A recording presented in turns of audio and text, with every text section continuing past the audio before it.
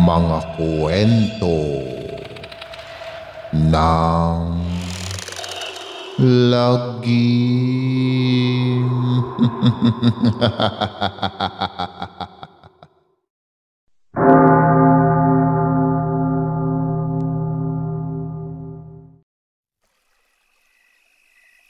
Kamusta na mga giliw naming tagapakinig? Pwede po kayong mag-comment kung nasang lugar kayo para ma-shoutout namin kayo at kung taga saan kayo. Maraming salamat mga giliw naming tagapakinig.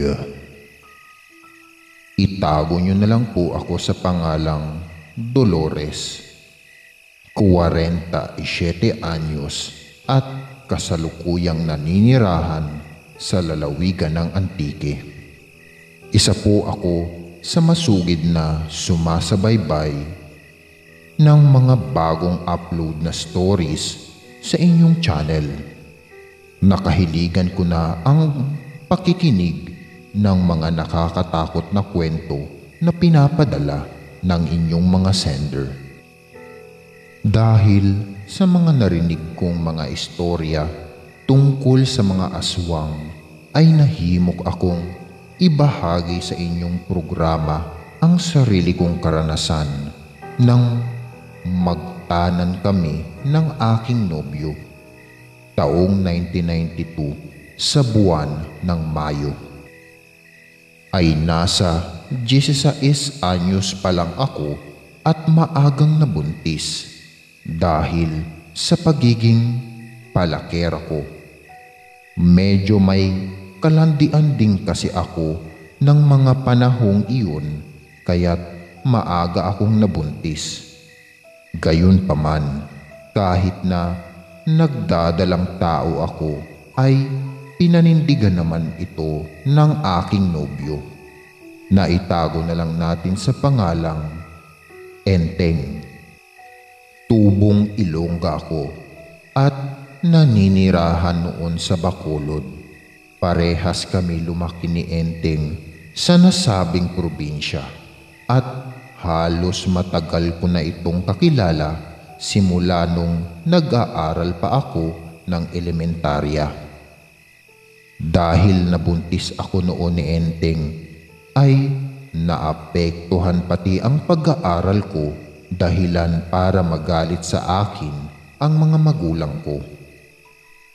Hindi rin boto ang mga magulang ko sa taong nakabuntis sa akin dahil kilala si Enteng sa lugar namin bilang basagolero at sakit sa ulo ng kanyang mga magulang.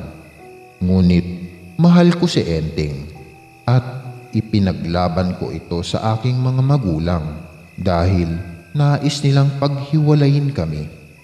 Hindi raw mahalaga sa kanila kung lumaki ang anak ko na walang ama. Kesa naman pakisamahan ko ang walang kwentang lalaki dahil palakero at basagolero nga ito sa aming lugar. Tumigil na rin sa pag-aaral ang aking nobyo dahil pinahiya ito ng aking mga magulang sa aming paaralan. Pati na rin sa mga kabaryo namin. Isang gabi, palihim kaming nagkita ni Enteng sa madalas naming tagpuan dahil may mahalaga raw itong sasabihin sa akin. Dolores, mainit ang dugo sa akin ng mga magulang mo. Pati sina nanay at tatay ay galit sa akin. Plano ko sanang tumungong Antique. Doon muna ako maninirahan kina lolo at lola. Naroon naman ang ibang kamag-anakan ko.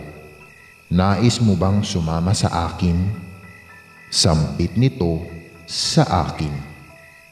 Mama, magtatanan tayo, Enteng? Utal kong tanong. Parang ganun na nga, Dolores. Sasama ka ba? Sambit muli nito sa akin. Oo, Enteng. Sasama ako sa iyo. Ayaw kong magkalayo tayo. Hindi rin ako papayag na isisilang ko ang sanggol na walang kinikilalang ama. Sagot ko naman sa kanya. Nang gabing iyon ay napagkasunduan namin na lisanin ang aming lugar at tutungo ng Antique, kung saan naninirahan ang lolo at lola nito. Bukas ng madaling araw din ang nakatakdang pagtatanan namin para walang makakita sa amin. Nang makauwi ako sa amin ay maingat akong nag-iimpake ng personal kong mga gamit. Iniiwasan ko rin makalikha ng ingay dahil natutulog na ang aking mga magulang at kapatid. Matapos kong mag-impake ay nag-iwan ako ng isang liham para hindi rin mag-alala ang aking mga magulang. Subalit, hindi ko inilagay sa sulat kung saan ako tutungo. Nang makarating kami ng terminal, ay doon na kami nagpalipas ng gabi sapagkat 3:00 pa ng madaling araw ang nakatalagang biyahe.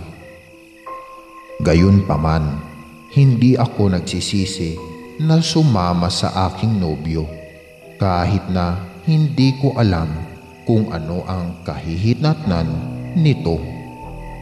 Basta ang alam ko ay mahal ko si Enteng at takot ako mawala siya.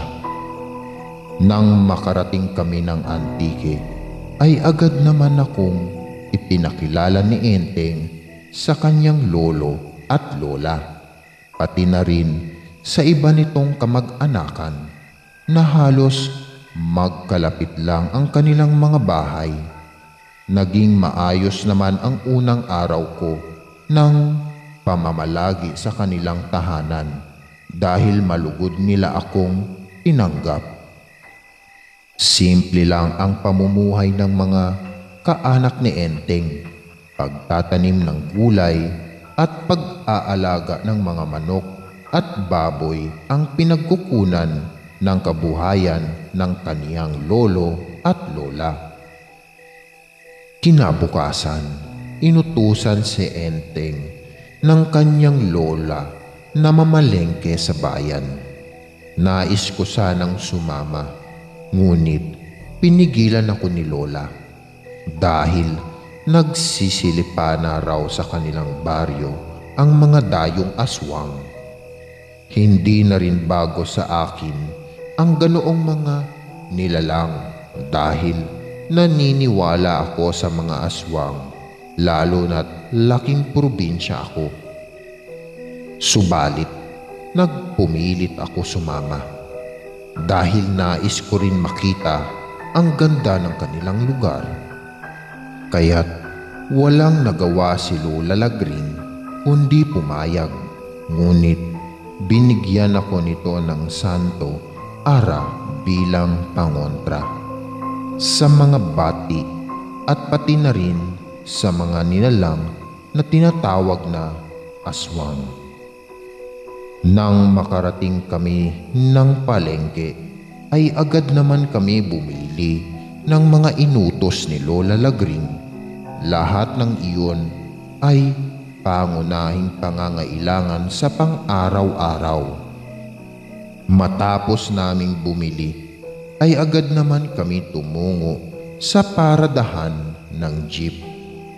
Samantala, habang nasa loob kami ng jeep ay hinihintay na mapuno ito ng pasahero, ay isang matandang babae ang nakaupo sa aking harapan at matalim akong pinagmamasdan. "Iha, ilang buwan na yung dinadala mo?" Usisang tanong ng matandang babae sa akin. "Magtatatlong buwan na ho ito, Lola." "Bakit po?" Uwi ka ko naman dito sabay tanong. Mukhang buo na ang sanggol sa sinapupunan mo. Maaari ko bang hawakan ang tiyan mo? Sambit nito na labis kong ikinagulat.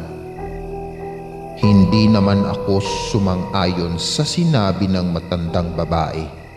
Ngunit dahan-dahan nito inilapit ang kanyang kamay sa aking tiyan. Ngunit sinita ito ni Enteng, kaya't hindi nito natuloy ang nais nitong gawin.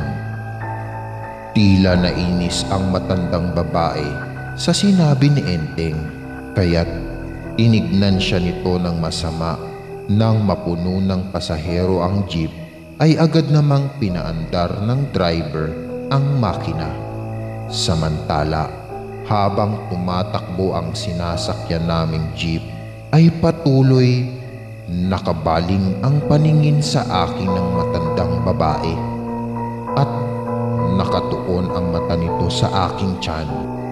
Nang mga panahong iyon, "Manong driver, para po," sambit ni Enteng nang makarating kami sa bukana ng sityo na nasa tabi ng kalsada. Nang huminto ang jeep, ay agad naman kaming bumaba ni Enteng at inilalayan ako nito, ngunit bumaba rin ng jeep ang matandang babae. Hindi na lang namin ito pinansin at nagpatuloy kami sa paglalakad papasok sa aming sityo.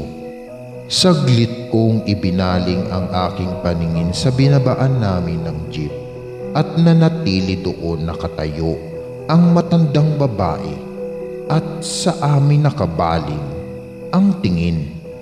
"Enteng, tignan mo ang matandang babae." Nananatili itong nakatayo sa kabilang kalsada at patuloy tayong pinagmamasdan.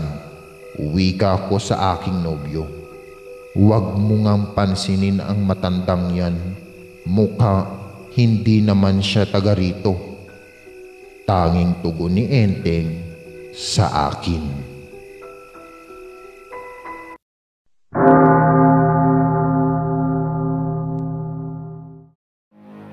Maraming salamat mga giliw naming tagapakinig.